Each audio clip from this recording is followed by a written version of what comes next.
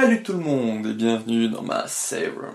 Pour ce 11e épisode de Bienvenue dans ma save room, nous allons parler d'infos et rumeurs sur Resident Evil. Resident Evil. Alors, j'ai des infos sur Resident Evil 3, j'ai une rumeur sur la potentielle démo, parce que l'ancienne c'était pour le 13 mars, on n'a rien eu, donc là il y en a une nouvelle qui a l'air plus fondée. Je vais corriger un truc que j'ai dit la semaine dernière par rapport à Resident Evil Resistance. J'ai des rumeurs encore sur prochain Resident Evil qui viennent encore à Aesthetic Gamer, donc pour continuer ce que j'ai commencé la semaine dernière. Et j'ai des infos sur le Resident Evil Ambassador Programme. Donc c'est quelque chose que je vous en parlerai plus. Mais avant de vous lancer ça, j'aimerais faire une petite aparté pour vous dire, pour vous conseiller une vidéo qui est sortie ce jeudi 12, de Derek Striff, donc je vous mettrai le lien en description. Il a fait une rétrospective de Biohazard, donc Resident Evil 1, où il raconte tout le processus de production. Donc il parle de Shinji Mikami, de plein d'anecdotes sur pourquoi ils ont fait ci, pourquoi ils ont fait ça, ce que ça devait être le jeu à la base. La vidéo dure 40 minutes. Et si moi je veux pas que la mienne dure 40 minutes, je vais lancer mon sujet. Mais c'était pour vous parler de cette vidéo en rapport avec Resident Evil que j'ai trouvé super intéressante, donc je fais un peu de promo. C'est parti.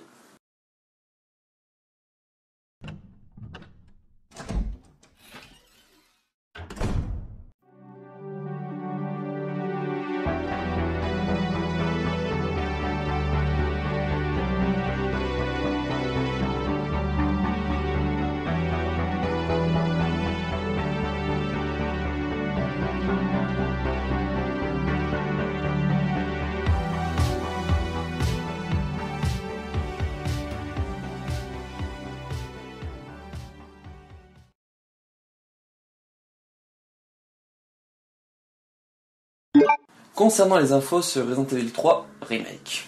Donc, comme je vous disais la semaine dernière, quand j'ai tourné ma vidéo, l'après-midi sortait plein d'infos liées au Xbox Official Magazine. Je vous ai dit que désormais j'étais en participation au fait avec bruitdevéhicule.com. Donc pour en venir où j'en étais,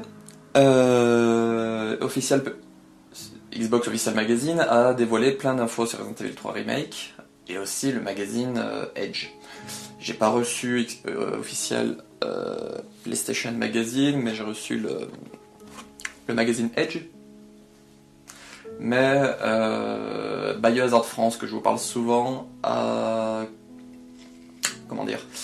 il a traduit et regroupé toutes les infos que j'ai notées sur ma feuille. Du coup, j'aurais pas besoin de traduire. Alors, première info, le Nemesis ne vous pourchassera pas dans les salles de sauvegarde isolées. On peut s'attendre à une exception comme le hall du RPD avec Tyran dans Resident Evil 2. Mais les vraies salles de sauvegarde conserveront bien leur rôle de refuge. Ça, c'était une info qui a beaucoup tourné du coup la semaine dernière. Je vous avais fait une parenthèse dans la vidéo Info et rumeurs de la semaine dernière. C'était une erreur de traduction. Donc, comme corrigé ici, il peut y avoir une pièce vaste où il y aura une machine à écrire et un coffre, mais le Nemesis pourra y avoir accès aussi. Donc, le parfait exemple qu'ils ont là, c'est le hall du RPD, où le tyran, donc Mr. X, pouvait aller dans Resident Evil 2 Remake. Donc ça clarifie bien que Nemesis ne pourra pas rentrer à la salle de sauvegarde, ce sera nos pièces à nous, pour souffler. Ensuite, remporter des affrontements à des moments clés contre le Nemesis vous octroiera un objet rare. Donc là, je vois pas ce que j'ai bien grand chose à dire dessus. Je crois que dans l'original c'était comme ça. Je crois que j'ai lu des personnes qui en parlaient. Donc souvent ça va être des améliorations d'armes. Donc pourquoi pas. Le Grave Digger, le fameux ver géant du Resident Evil 3 original, sera bien présent. Il sera même possible de lui donner à manger des grenades. Donc le Grave Digger, c'est un gros ver, comme c'est dit ici, donc qui se trouve, si je dis pas de bêtises, je crois qu'il creuse sous terre, comme un ver.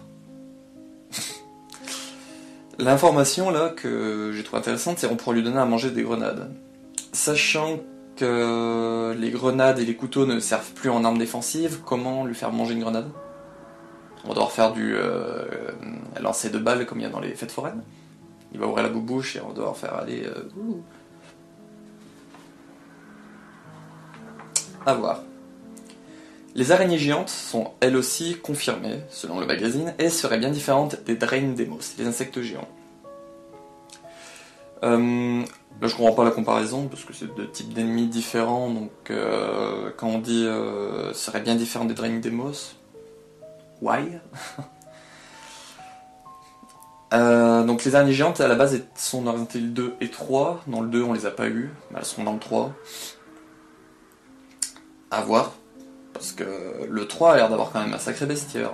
Le 2 c'était assez zombies, chiens, G-mutants, les Ivy. Je crois pas en oublier. Alors que là on va voir les araignées, les Gravediggers, les Drain-Demos, les Brainsuckers. On va voir un joli bestiaire. Mais aussi, point suivant, l'article laisserait entendre qu'il y aura de nouveaux monstres. De l'originalité. Est-ce que ce Resident Evil 3 Remake serait ce que Carole et Julien appellent un remake parfait? C'est-à-dire qu'il rajoute des pans de scénario, des choses en plus, comme le Rebirth avait fait avec Lisa Trevor, par exemple. Donc ça, j'y relirai avec un point un peu plus bas. Mais de nouveaux monstres, à voir ce que ça sera. À voir. Ça peut être intéressant. Bien que les barils rouges soient présents en nombre dans le jeu, il faut bien réfléchir à leur usage. Les utiliser pour décimer un groupe de zombies? Ou les garder en vue d'anticiper un affrontement contre Nemesis? Personnellement, c'était clair, net et précis, les tonneaux je les toucherai pas, sauf s'il y a un Nemesis à côté. Je préfère user mes munitions sur des zombies que je suis sûr de tuer qu'user des munitions sur le Nemesis que je suis sûr que les balles feront pas ou peu de dégâts. Donc, alors que ça, le tonneau explosif, je pense que ça va être une pépite. La ville de Raccoon City sera nettement plus grande au point de proposer des chemins variés, mais aussi des raccourcis souterrains avec les stations de métro pour accéder rapidement à d'autres parties de la ville. Parfait. J'ai pas d'autres mots à dire. Je voulais qu'on ait vraiment Raccoon City, qu'on soit pas comme dans Resident Evil 2 limité à 2 rues. Et ça a l'air d'être pas mal là. Hein. Parce que la ville sera nettement plus grande, mais tellement grande, on va dire, qu'il y aura des chemins, des raccourcis, des voyages rapides, on va dire. Et ça va être super intéressant. On va avoir un vrai Raccoon City, une vraie Raccoon City. Un vrai, une vraie. Bref. J'ai hâte, encore plus maintenant du coup. J'ai hâte. Le fait que l'histoire proposera moins d'embranchements alternatifs que dans l'opus original permettra aux développeurs de proposer en contrepartie un scénario plus cohérent, mais aussi beaucoup plus approfondi, notamment sur Jill, le Nemesis et l'UBCS, donc l'Umbrella Bioterrorisme Contre-Mesure Security ou System. Je sais plus. Donc, ça veut dire que, comme je vous disais la semaine dernière, il n'y aura pas les choix qu'il y a à faire les... j'ai oublié le nom qu'ils avaient utilisé, je le remettrai si j'y pense. Donc il n'y aura pas ce système de choix, parce que du coup ils ont pu développer plus correctement le jeu. Donc, vu qu'il n'y a pas ce système de choix, nous n'avons pas d'histoire variante, ou avec des personnages qui peuvent mourir ou vivre. Ça sera linéaire, comme tous les autres jeux. Donc du coup, comme il disait là, cohérent. Ce qui est pas plus mal. Parce que du coup, comme ils le disent ici, ils vont pouvoir plus s'occuper de Jill, de Nemesis et l'UBCS. Donc on sera à la fin de Resident Evil 3 Remake, qui a survécu, qui est mort, qui est vivant, qui est blessé, On pourra tout savoir de pourquoi et comment, sans avoir différentes fins qui influencent la fin. Donc là, c'est pour en revenir avec le passage où je parlais d'originalité. Carlos aura davantage de séquences jouables que dans l'opus original. Je pense que Resident Evil 3 Remake sera pas loin du Rebirth. Pourquoi? Resident Evil 2, comme Carole a dit, c'est un parfait remake, sauf qu'il manque des plans de scénario en plus, il manque de l'originalité, quelque chose en plus. Là, nous avons potentiellement des nouveaux monstres, et Carlos sera jouable un peu plus que dans l'original. On le tient.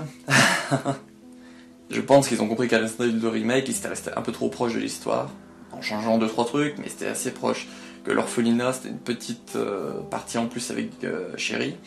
La partie avec Ada, je crois qu'aussi c'est une partie en plus, je crois pas que ça était dans l'original, mais c'est des parties assez courtes. Alors que là, Carlos était jouable déjà dans l'original, donc on va dire à peu près au niveau peut-être, je l'ai pas fait, mais peut-être au niveau de l'orphelinat et de la partie d'Ada, et que là, davantage de séquences, donc c'est-à-dire qu'on va passer au grade au-dessus.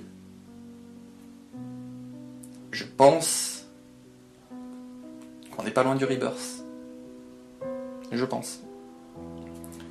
Certains objets facultatifs, mais utiles, nécessiteront que vous fassiez des allers-retours en dehors de l'objectif principal pour les acquérir. Donc là, c'est pour dire que des clés, mais par exemple des munitions, il faudra faire des allers-retours.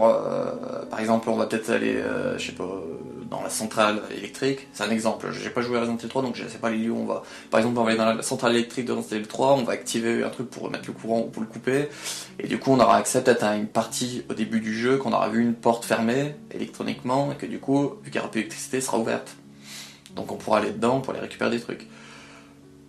Donc, étant donné qu'ils mettent que la ville sera plus grande et que du coup il y aura des chemins variés, plus des raccourcis souterrains pour aller plus rapidement, je pense que c'est fait exprès pour ces allers-retours là. Avec un Nemesis aux fesses, on va runner. Hein. Sur la couverture du officiel Xbox Magazine, nous voyons que Jill manie son fameux Samurai Edge, donc sur la couverture. Une confirmation de la présence de l'arme dans le jeu, point d'interrogation. Je ne verrai pas pourquoi elle y serait pas. Nous l'avons dans Resident Evil 2 Remake. Nous avons le Samurai Edge de Chris, Jill et Wesker. Donc pourquoi on n'aurait pas celui de Jill? C'est vrai que sur les vidéos qu'on a vues jusqu'à maintenant et tout, elle l'avait pas, mais est-ce que ça serait pas ces objets facultatifs mais utiles qui nécessiteront des allers-retours? Est-ce que par exemple il n'y aura pas besoin de faire un aller-retour vers le gun shop Kendo pour récupérer le Samurai Edge? Vu que Kendo, bon il y a deux frères, je sais pas lequel des deux, je comprends pas encore. J'ai travaillé dessus, mais il y a deux frères Kendo et il y en a un des deux qui fait les armes pour les Stars, qui faisait. Alors là c'était un gros pavé, mais j'aimerais résumer. Le nouveau look de Jill a été fait car, en utilisant l'approche photoréaliste et donc à se vouloir plus crédible avec l'atmosphère, ils voulaient rester cohérents, les développeurs. Comme vous le savez, dans l'original, elle est habillée en tailleur avec une jupe. Là, ils nous l'ont mis un peu, ce que beaucoup critiquent et ce que je comprends, ils nous l'ont mis un peu comme Claire de Resident Evil 2 Remake, c'est-à-dire un débardeur en jean et des bottes. Ce qui faisait le charme de Jill, c'est que c'était une femme un peu fatale, quoi. En jupe, elle survit à Raccoon City, elle fuit au Nemesis, mais c'est vrai que techniquement, c'est pas très réaliste. C'est comme Claire dans c'est l'aparté, hein, dans Jurassic World 1 qui trace le T-Rex en escarpin, avec des talons. Voilà. Ils ont voulu être plus cohérents, pour en venir là, ils ont voulu être plus cohérents avec Jill en la mettant en jean au lieu de jupe. Mais sa tenue originale sera disponible, il y a des DLC.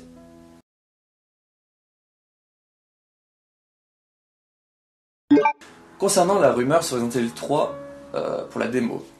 Alors nous avons la première mais la première hypothèse pour le 13 mars que je vous ai parlé la semaine dernière est morte, mais quelque chose a relancé le sujet, c'est que le 12 mars, le site residentevil.net, donc re.net, a dévoilé qu'il y aura une mise à jour du site le 18 mars, donc mercredi là.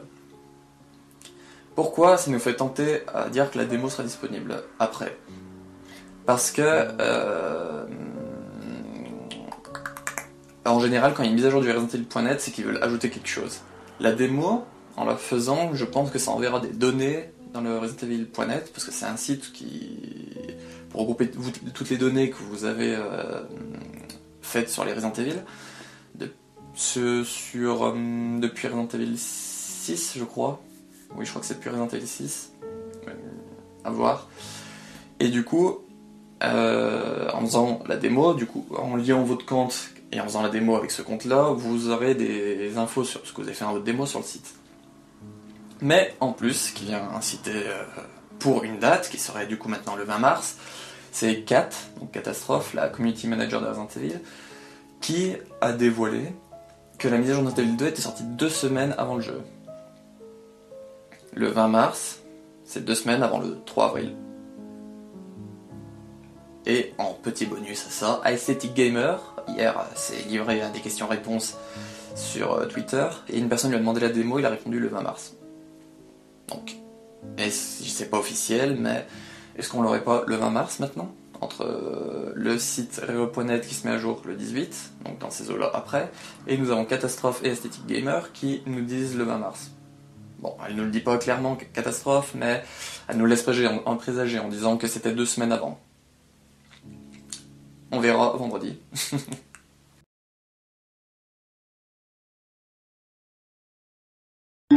Ma rumeur sur Resident Evil Resistance, et je le mets du coup en rumeur, c'était la semaine passée. Donc, la semaine passée, je vous parlais d'une potentielle loot box qui aurait pour Resident Evil Resistance avec potentiellement des achats in-game, tout ça. Donc, je voulais y placer en rumeur, mais j'ai mal fait mon truc, et du coup ça a été dans les infos sur Resident Evil 3.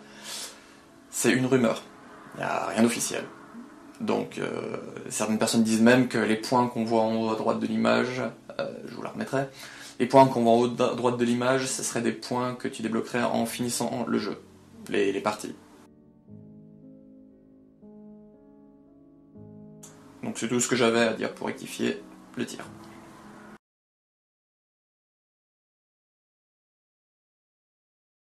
Concernant les rumeurs sur un prochain Resident Evil, alors Aesthetic Gamer, comme je vous ai dit juste avant, il s'est livré à des questions-réponses sur Twitter.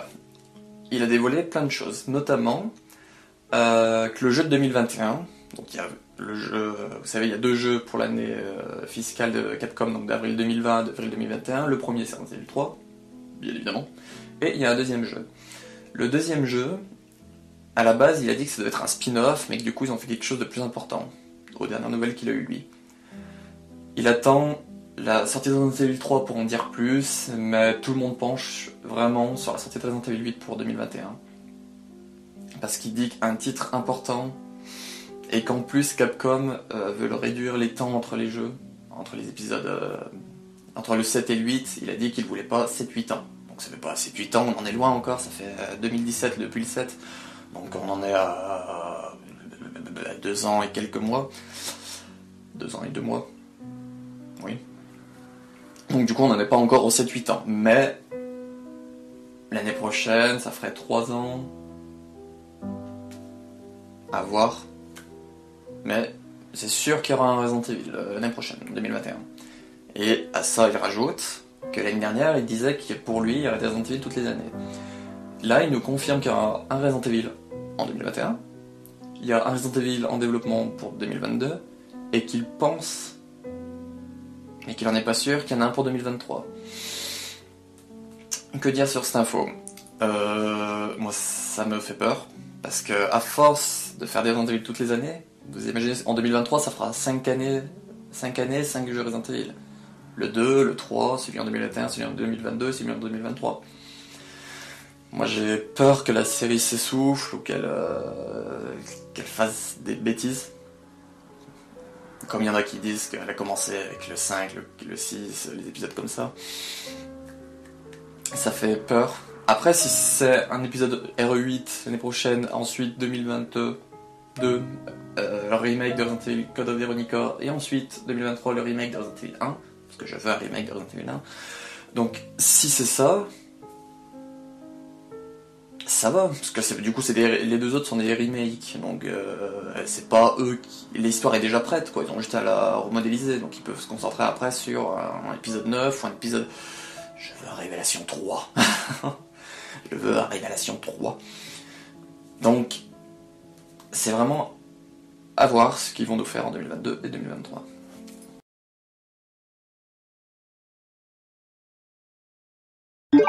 Concernant mes infos sur le Resident Evil Ambassador Programme. Alors, qu'est-ce que c'est? Le Resident Evil Ambassador Programme, je vous en parle vite fait parce que j'ai prévu de faire une vidéo dessus, donc je vous en parle vite fait. Le Resident Evil Ambassador Programme, c'est un site en ligne où il est fait en sorte pour que la communauté Resident Evil partage les infos Resident Evil, mais qu'aussi se partage des choses entre eux pour regrouper en fait la communauté. Ça a été créé en 2016, je crois, pour les 20 ans. Donc là, il y a eu une mise à jour du RE Ambassador Programme.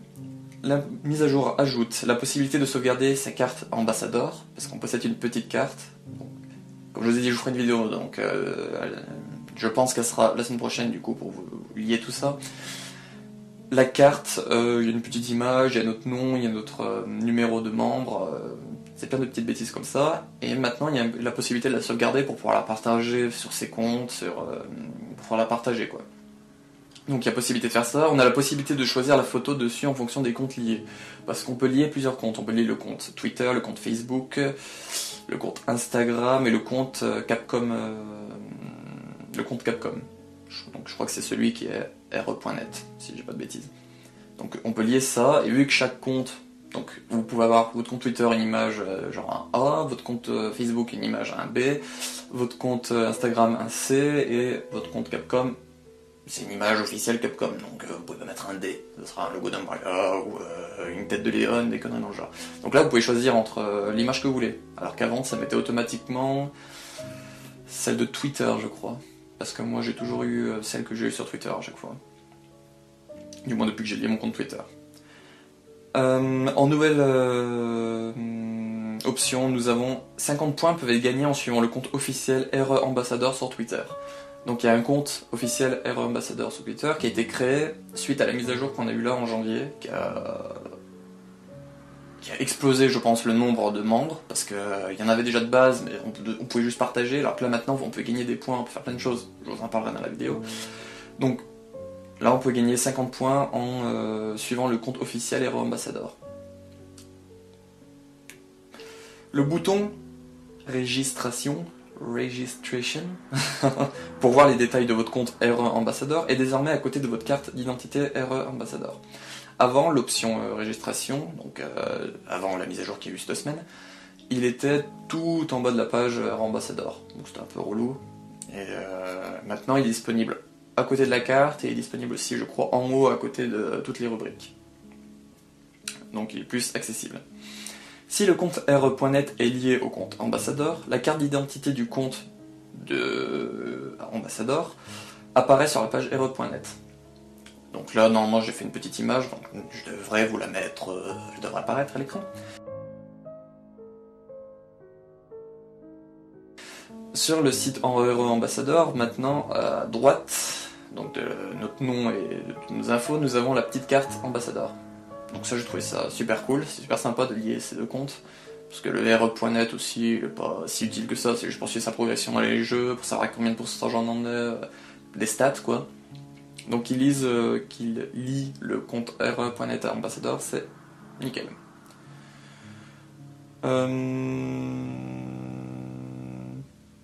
Et ils ont ajouté aussi les délais quant au délai d'obtention des points. Donc vous savez avant en fait quand on faisait un partage avec le hashtag REBHFun, donc c'est le hashtag spécial pour gagner des points, 5 points par jour, on peut avoir sur Twitter. Pour avoir ces points là il fallait on savait pas quand c'est qu'ils arrivaient quoi, il fallait un temps de chargement. Alors que maintenant c'est marqué les délais en fonction d'où on se trouve dans le monde. En général par fuseau horaire, je crois qu'il y a le fuseau horaire japonais, américain et anglais. Donc petite info comme ça. Donc et voilà, c'est terminé pour ce 11e épisode de Bienvenue dans ma save room, j'espère qu'il vous a plu. Donc il y en a eu plusieurs infos aujourd'hui, la vidéo va être assez longue je pense. Mais on s'approche de la sortie d'Hero 3, donc les infos pullulent. Ensuite, Aesthetic Gamer parle beaucoup ces temps-ci. Et ensuite, il reparlera en avril. Mais on aura plus d'infos Hero 3. Ah, mon petit partenariat surprise.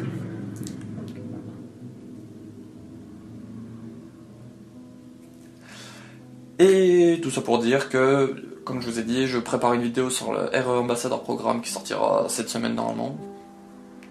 Donc, pour vous expliquer tout ce que c'est que ça, parce qu'il est assez discret le RE Ambassador Programme.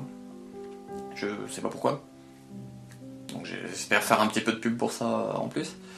Et puis bah on se retrouve pour cette prochaine vidéo, peut-être cette semaine, ou un info et rumeur encore la semaine prochaine. Et ciao.